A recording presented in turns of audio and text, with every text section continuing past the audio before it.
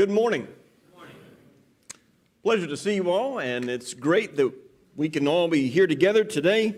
I'm so thankful that we can be back together. I've been away for a week, got a little bit of vacation in, and just had a great time away, but it's always good to come back home.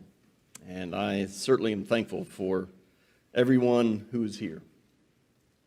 Decisions.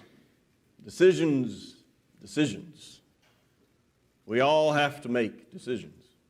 I want you to think about just for a moment the decisions that you have had to make even this morning. All the decisions that you've had to make. I mean, whether to get up out of bed or not. Whether to hit the snooze button. What you're going to wear today. Did you eat breakfast? What are you going to eat for breakfast? As you're driving here, do you change lanes, or on and on and on, the list of decisions go. And with many choices and options out there, a lot of times we think, well, it's just good that I made a decision. And sometimes that's true.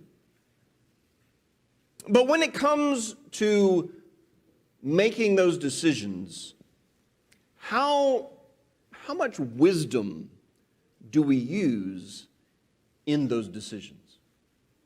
I want us to talk about that this morning. In Proverbs, it says, chapter 3, verse 5 beginning, "Trust in Yahweh with all your heart. Do not depend on your own understanding. Seek His will in all you do, and He will show you which path to take." Some translations say, He will make your path straight. So think about that for a moment. In just even this past week, how much wisdom did you use in the decisions you made? Did you lean more on your own understanding and what you think would be best? Or did you seek the wisdom of God such that He can make your path straight? I have to be honest, I think a lot of times I go with my gut a lot of times. And if I look back on it, I'm like, maybe that wasn't right. Maybe I should think more about those decisions I made. So this morning I want to give you just 4 questions to ask yourself such that we can be people who are more wisdom-filled decision makers. So the first one is, will my decision, will it inhibit my flight towards God? When we say, but wait a minute, flight towards God, fleeing towards God, that's not typically something that we would say or do.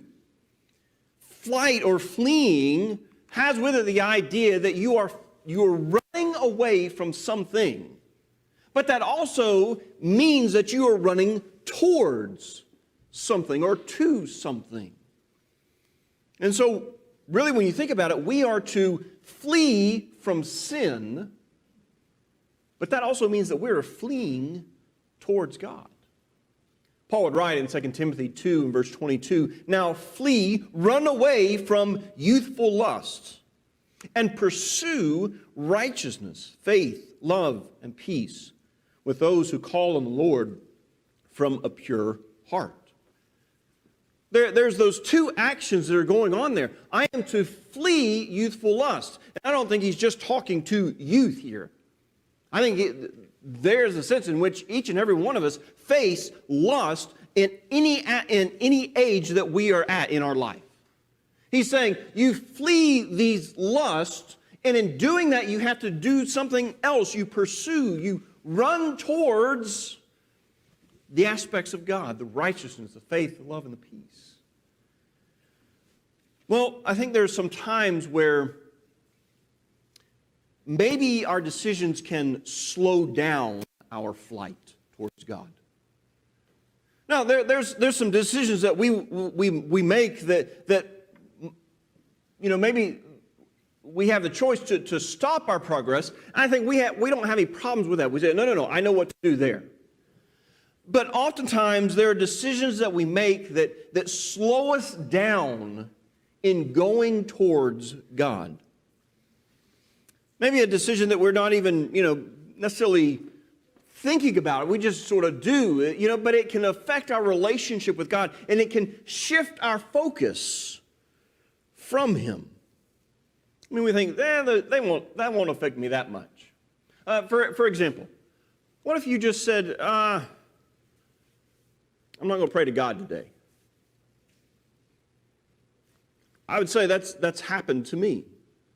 I've let other things get in the way. I've made the choice, even though I can say, I've let other things get in the way. I've really made the choice, the decision, to not talk with God that day. Well, we think, that's not that big of a deal, but think about it. Husbands and wives, boyfriends, girlfriends, do you not talk to your spouse one day? 2 days? What happens there? There becomes a divide that starts coming there because you're not drawing closer to each other. You're going further away. So even that is something that can slow down our progress towards God. And there are things that we have in our lives, decisions that we make that may not be bad, but they may not be beneficial for us as Christians. It could be good for our family, good for our career. For example, let's say you just get the job of your lifetime. Or if you're, say you're a college student and you're college bound and you just got into the greatest college, university that you want, your prize university, and you got a full ride. Sounds great. The job of your lifetime, your dream job. But where you are, where that university is, or where that job would relocate you, there's no church family. What do you do?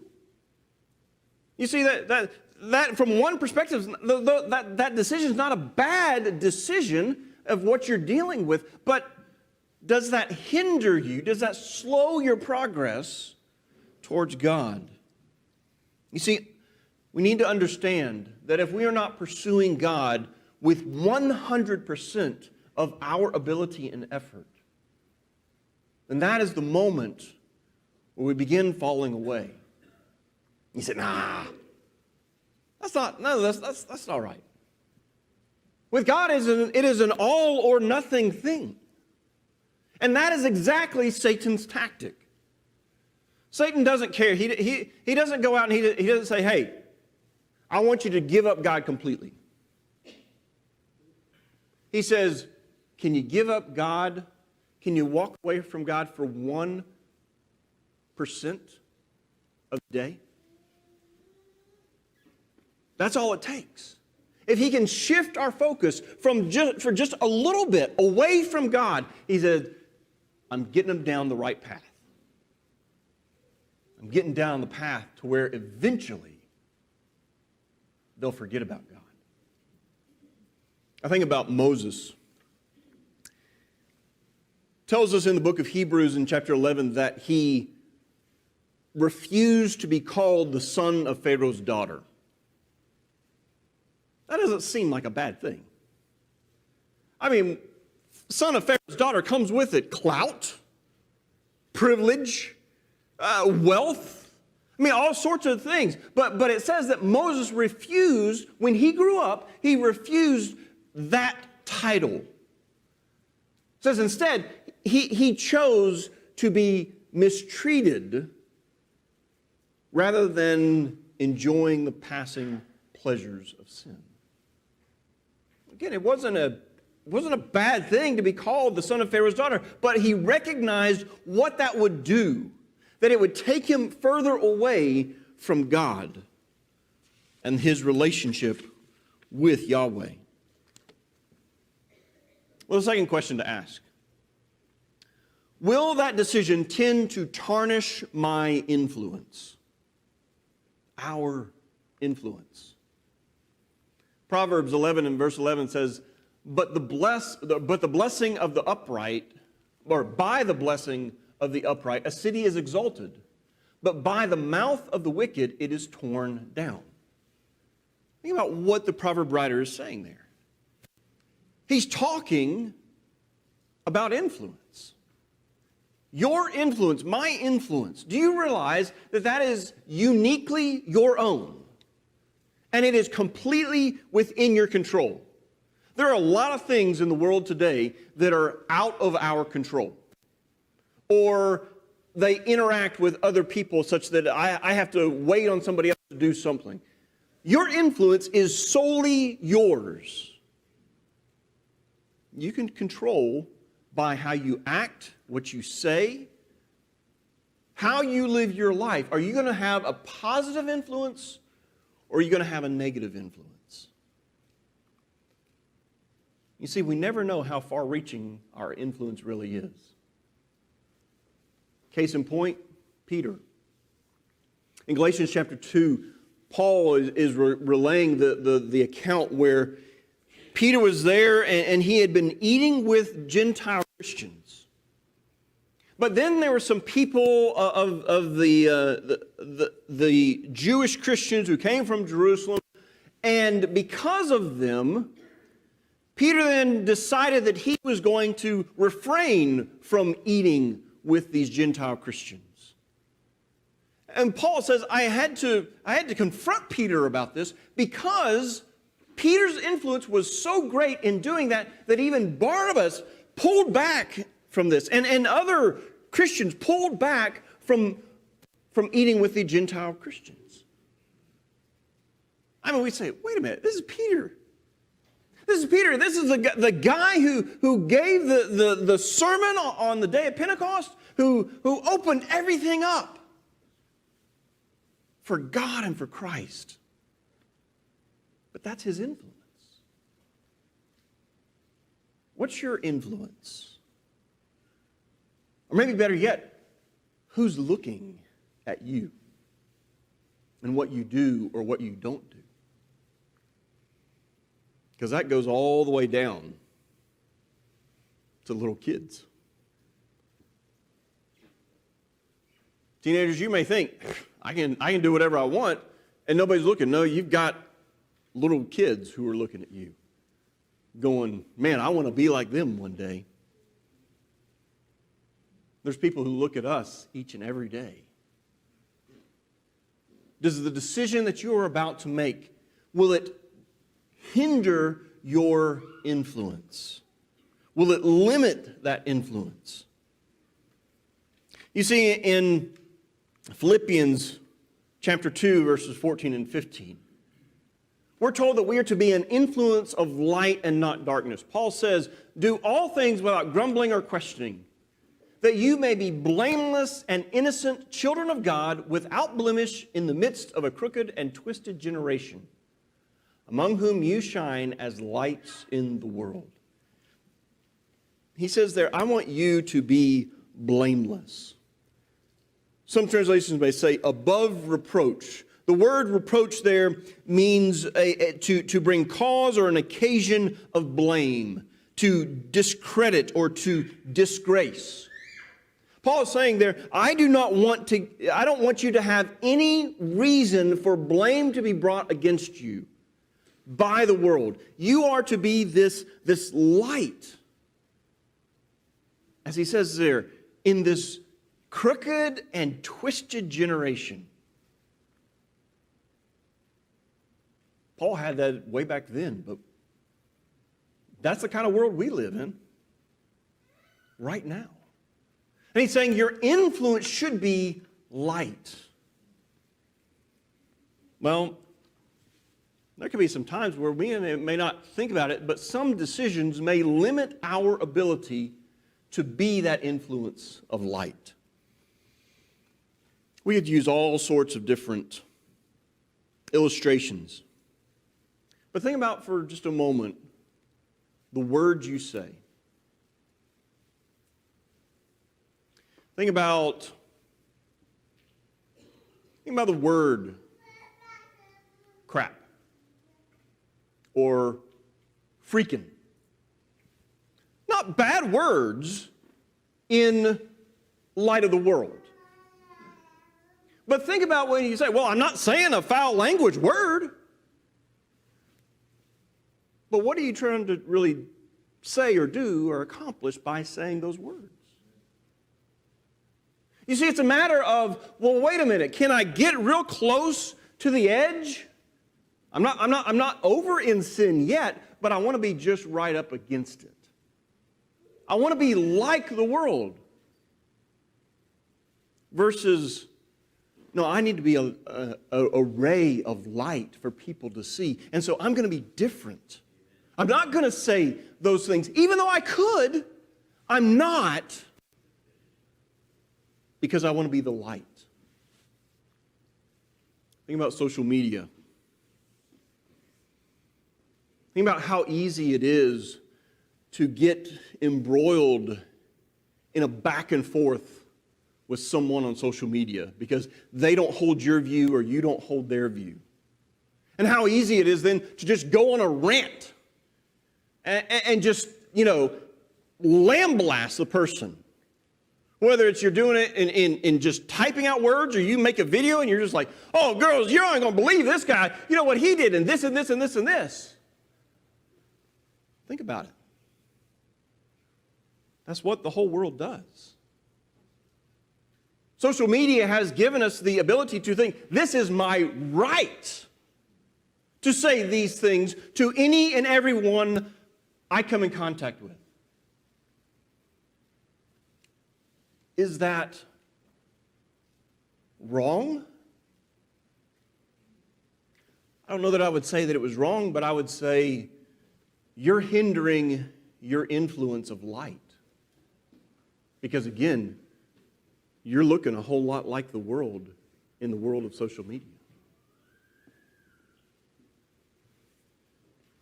You see, we lessen our ability to look like Christ when we make those kinds of decisions. A couple of things that we're told in Scripture about this idea of influence. In Titus chapter 2, verse 6 beginning, there Paul is really talking to Titus about people at different walks in their life. Old men, young men, older women, younger women.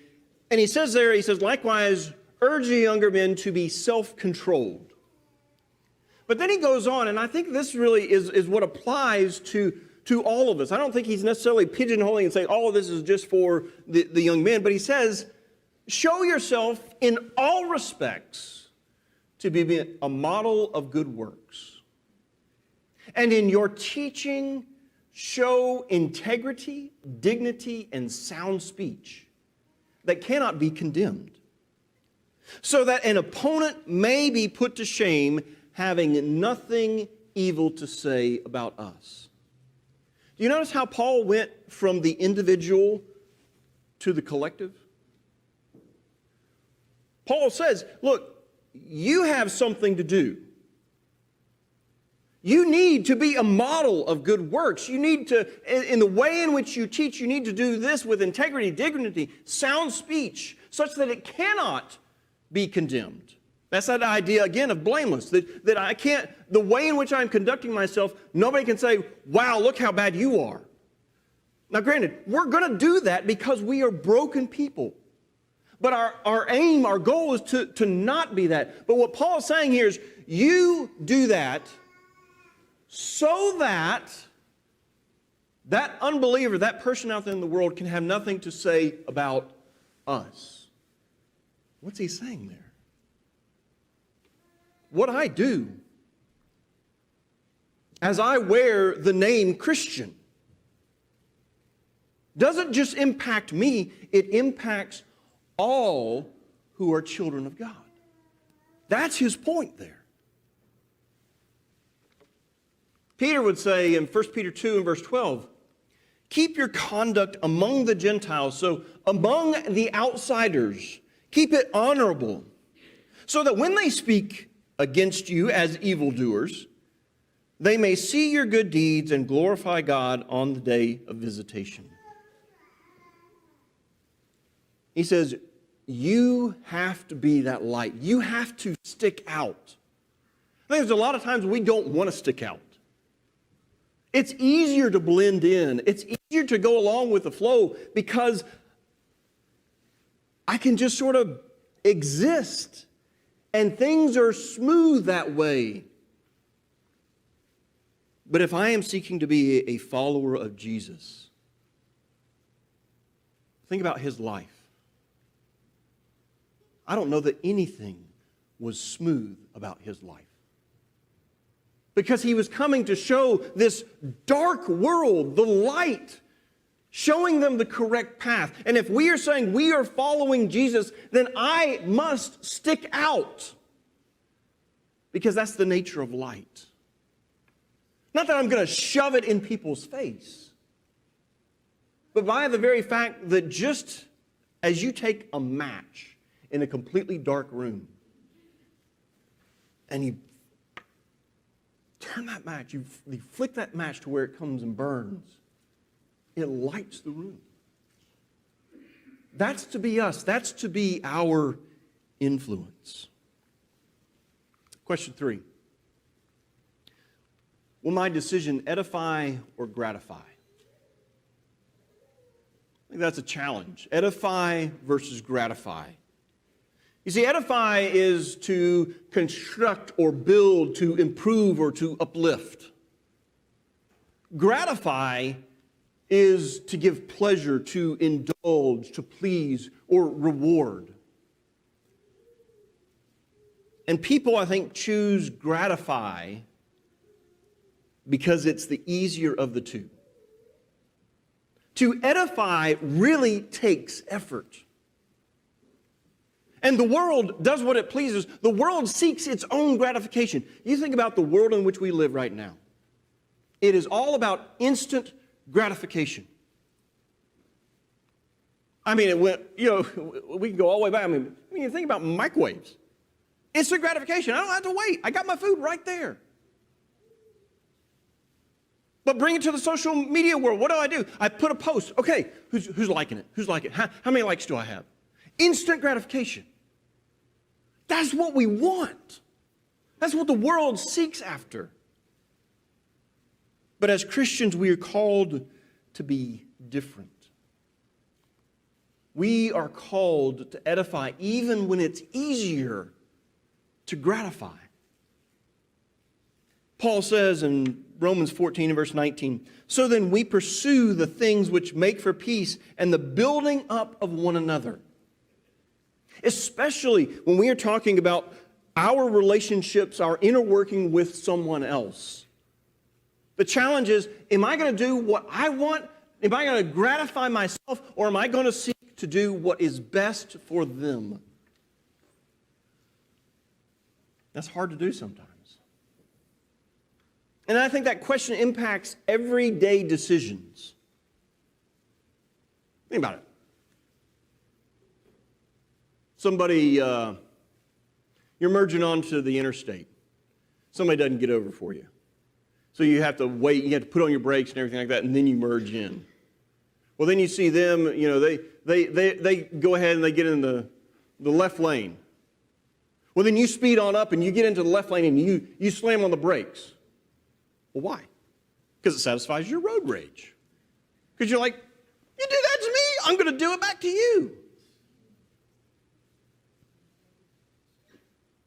Think about the words we choose to say. Someone says something negative towards you, somebody snaps at you. The easy thing is to come right back with some sort of insult or some negative thing. Proverb writer says this in Proverbs 16:24. Gracious words are like a honeycomb, sweetness to the soul and health to the body. I don't know about you, but that is a really good word picture. I mean, you can almost taste the sweetness of the honey just looking at that honeycomb. And that's what the proverb writer is saying here, is understand when you choose to go the extra mile, to go the extra effort and edify someone else, even if they've snapped at you, it's better for them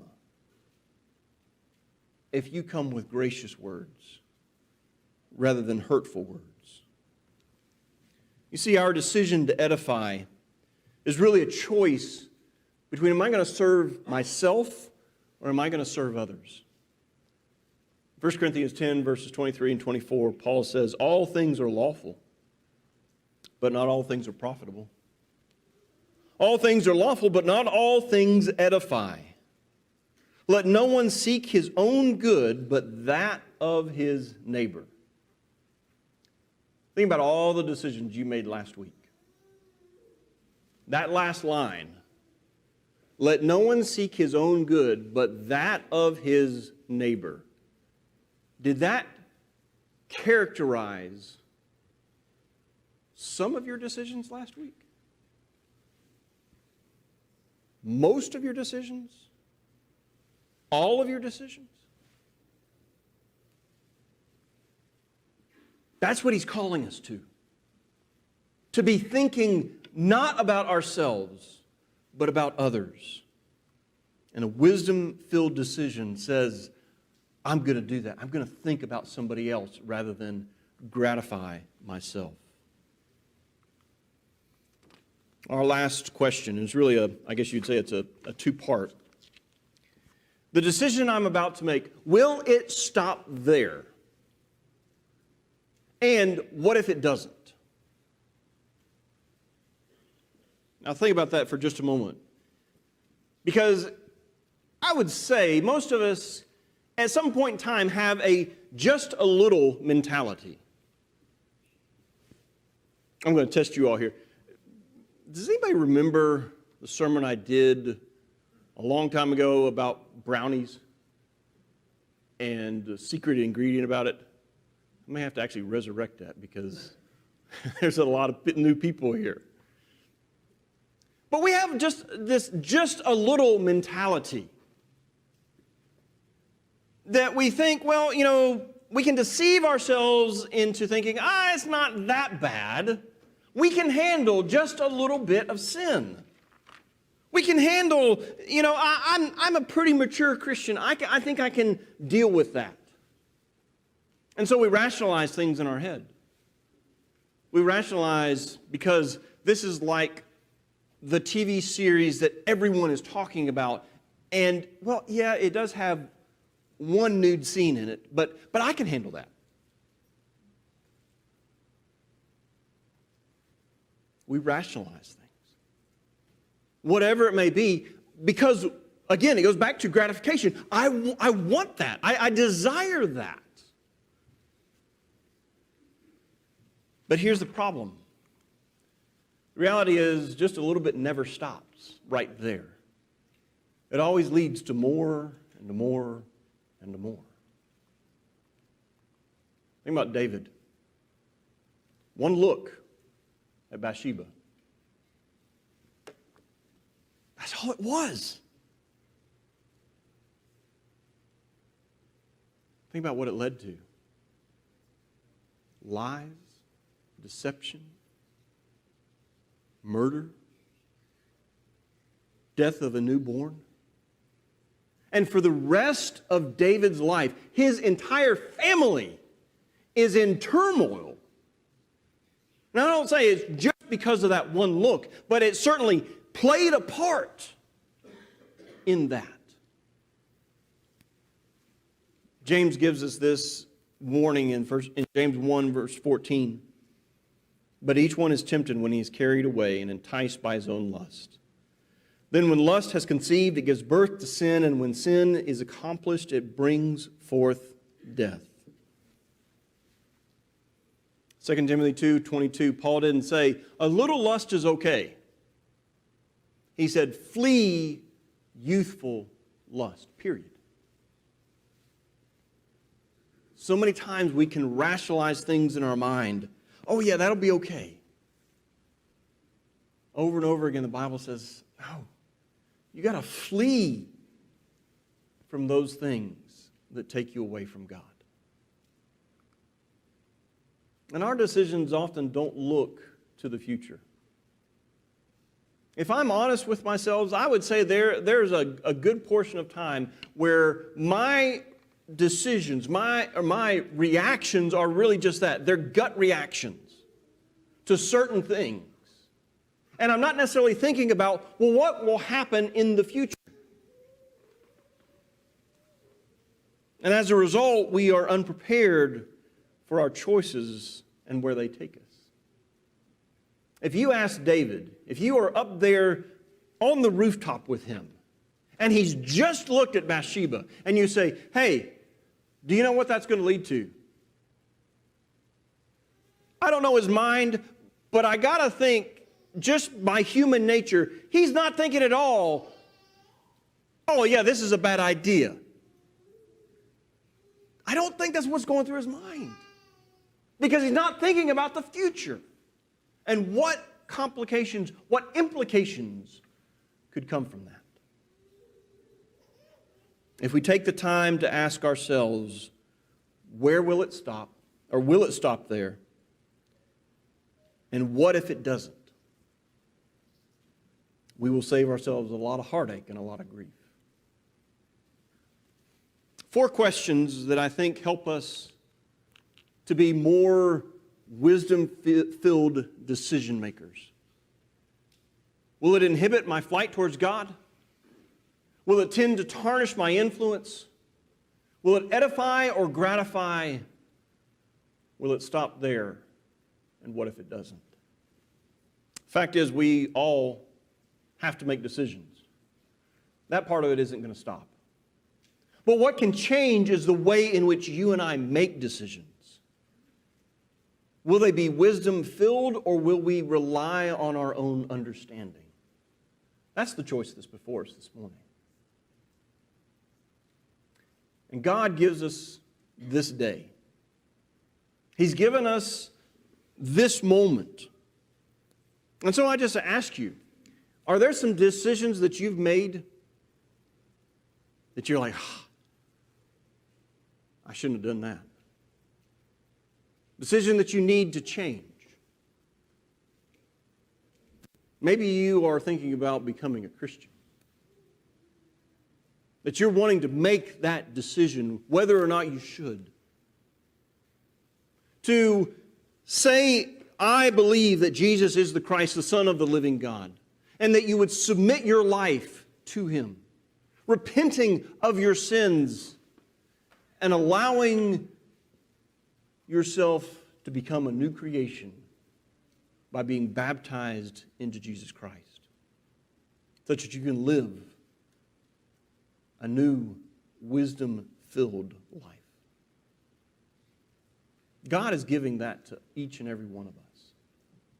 And I understand, maybe it's not that we have this time where we're going to sing a song in just a moment, and if you need prayers, if you want to be baptized, that option is open. We would invite you to come to do that. But I also understand that could be scary. That could be coming down in front of all these people. Don't let that be what hinders you.